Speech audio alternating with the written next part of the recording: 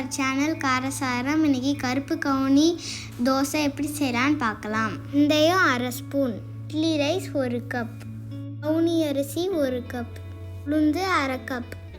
இப்போ இதை நல்லா கழுவிட்டு 5 ஹவர்ஸ் ஊற வச்சுக்கலாம். இட்லி மாவு மாதிரி அரைச்சிட்டு 8 ஹவர்ஸ் புளிக்க வச்சுக்கலாம்.